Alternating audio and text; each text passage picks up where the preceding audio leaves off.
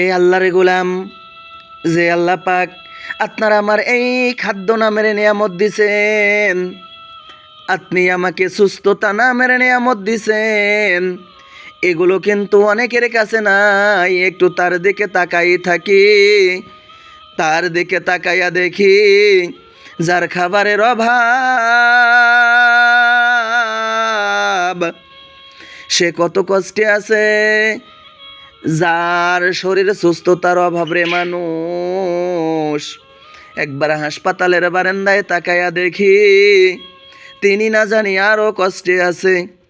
এ দুনিয়াবাসী আল্লাহর গোলাম, আপনারা আমার শরীর ভালো রেখেছেন আল্লাহ পাক, আপনারা আমাকে অনেক সুন্দর সুন্দর খাবার দিয়েছেন ওই মাওলায়ে কারিম। আসেন ওই মাওলায়ে কারিমের আল্লাহ পাকের শুকরিয়া আদায় করি সব সময়। আল্লাহ পাকের শুকরিয়া আদায় হইতেছে আল্লাহ পাক যে হুকুম জারি করে রেখেছেন কুরআন নামক, আল্লাহ পাক যে হুকুম জারি করে রেখেছেন মুহাম্মদ সাল্লাল্লাহু আলাইহি ওয়াসাল্লামকে দিয়ে, হাদিস নামক হুকুম, এই আদেশ নিষেধগুলো মানার নাম হইতেছে আল্লাহ পাকের শুকরিয়া। আল্লাহ পাক আশায় আশায় আছে।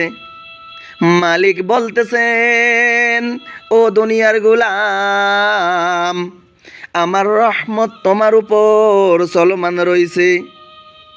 কখন তুমি আসবা, কখন তুমি আসবা, আমার আদেশ মানবা, এই আশায় আশায় কিন্তু আপনি আমি আল্লাহর হুকুম মানলেও আমরা সুস্থ আছি, খাইতে পারতেছি।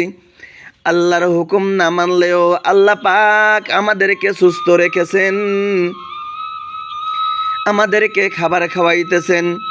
যখন আল্লাহ পাক বিচারের ময়দানে জিজ্ঞাসা করবে, এ দুনিয়ার মানুষ, তোমার উপর এত বেশি রহমত চলমান থাকতেও তুমি আমারে মানো নাই কেন?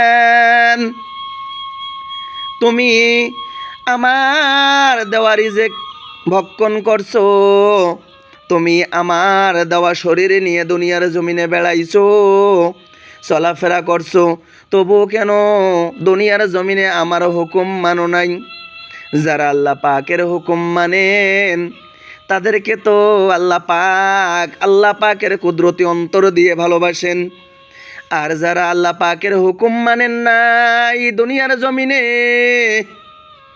তাদের যদি দুনিয়ার জমিনে বিচার না হয় রে দুনিয়ার মানুষ, অনন্তকাল বিচারের সময় কিন্তু বিচার হবেই হবে, কারণ আল্লাহ পাক মহাবিচারক।